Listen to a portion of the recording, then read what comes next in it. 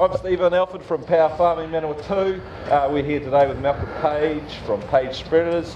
He's going to tell us a little bit about his business and what he does. Yeah, well, we've been in the contracting business for probably myself 30 plus years, 35. I took the business over from the old man, and it was just a spreading business then, and with the inclusion of my sons and what have you, we've actually expanded out into more general contracting, and we've gone from just spreading and transport into pretty much everything: spraying, cultivation, fertiliser spreading with the tractors, and the baling, bale wrapping, silage, the whole deal. So we try to, our sort of theory is that we can just be a one-stop shop for the cockies. So I have a small clientele and I try to keep the service going, and we're big on that.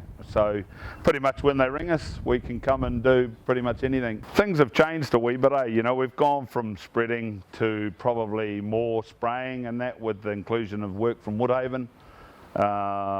We do a hell of a lot of work for them now, and so of course it's meant more tractors and more smiley salesmen and all that sort of stuff,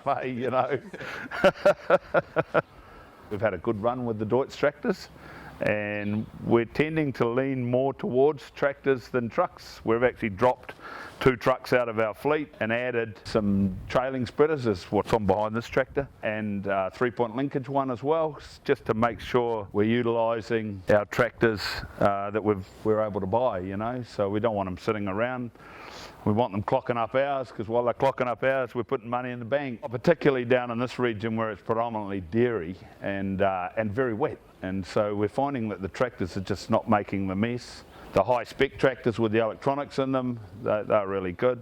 We're having no trouble with accuracy, teaching guys how to use different machines and that, and we've stuck with the same brand tractors for the simplicity of that reason.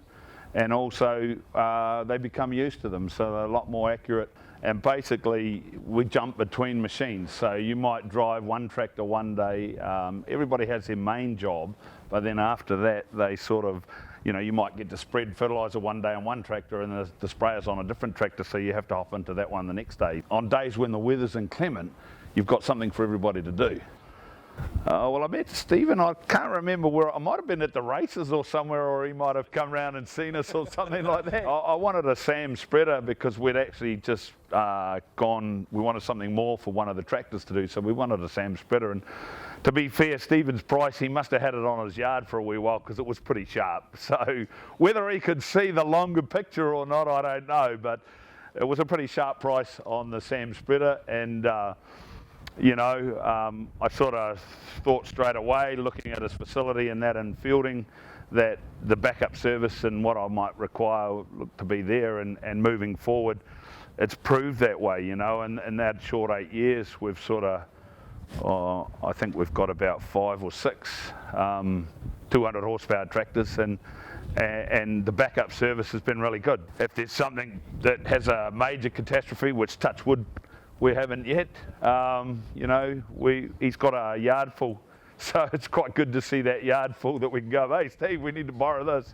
Well, the main reason for changing the brand of tractor was I wanted the simplest tractor on the market, and my first tractor that I bought off Stephen was a M650, which has got a gear lever, levers for the hydraulics and what have you. Very, very simple tractor, and that's what I wanted originally. So we brought that tractor, and that's done heading towards 6,000 hours now, and we've hardly had a spanner to it apart from servicing. Everything progressed a wee bit with the inclusion of the auto sprayers and what have you, and we needed some more technology, which included the auto steer and the GPS setup. So hence we brought a couple with the auto steer and that setup. But we haven't had any issues of any seriousness with any of the tractors.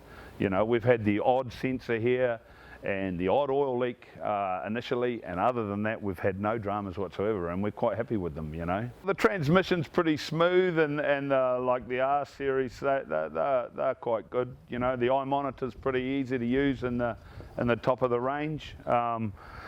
The auto steer, those sort of things in the high-spec tractors are very simple to use. You know, all the buttons are in the right places on the outside of the tractor, particularly with the sprayers. Again, you know, you can operate your sprayer from standing by the mudguard. You know, the whole electronic setup of it and the tractor itself can be all operated from the outside, which saves you obviously getting in and out when you're mixing chemical and what have you. So.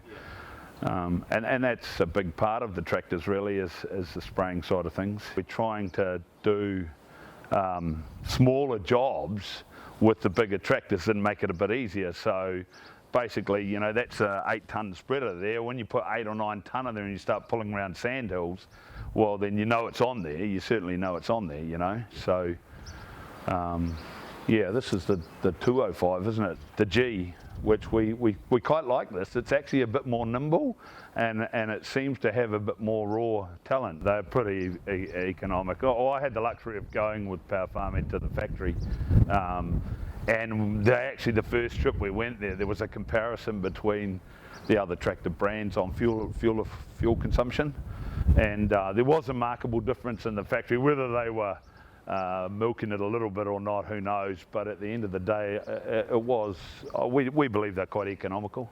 He looks after us in that front. We see him every year at Christmas time. He comes down with some slops for the boys and no one has a bad word to say when they go up there, you know, if you send someone up for parts or whatever, and that's a real big part of it for us. It's not so much the price of buying the tractors, it's more the return service. We don't have spares sitting around all the time, so you need someone that you can trust that's going to get the job done when something goes wrong, you know. So, and that's where we rely on Power Farming. We're only less than an hour away to fielding, and if we're really desperate, they meet us halfway sometimes, and you know, they'll come out during the night or Sundays or whatever. He's a bit hard on his mechanics, I believe, because he makes the buckers work as much as the contractors.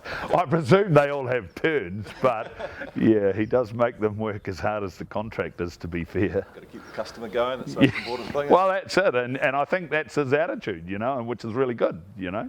Certainly, I would imagine that that's definitely the case, because he'd be hamstrung if he was on his own as well, you know. And that, like I sort of said before, you go to his yard in Manawatu and we've got nearly half of it here, but the other half of it's up there, and we can actually grab something if we need to. And he's quite forthcoming with that sort of scenario, so he never lets you down. You know, we rode a mower off last season, a front mower.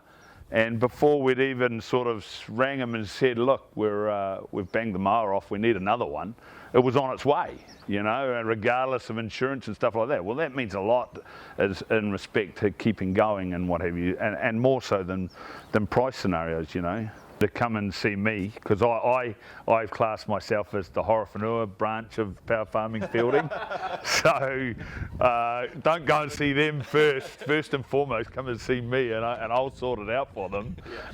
But yeah, no, look, I would exactly say that. If you're looking for the cheapest tractor, not necessarily there, but also the service that you'll get from Stephen. The tractors are reliable, and there's been, in this area, we probably, between us and probably Gary Davis, brought the first couple down here, and since then there'd be another half a dozen farmers that have probably got them, and they're quite happy with them, you know, the smaller ones. So you know, even young McCarley, he's back buying his second one, you know. So at the end of the day, they speak for themselves a wee bit, and they are very reliable.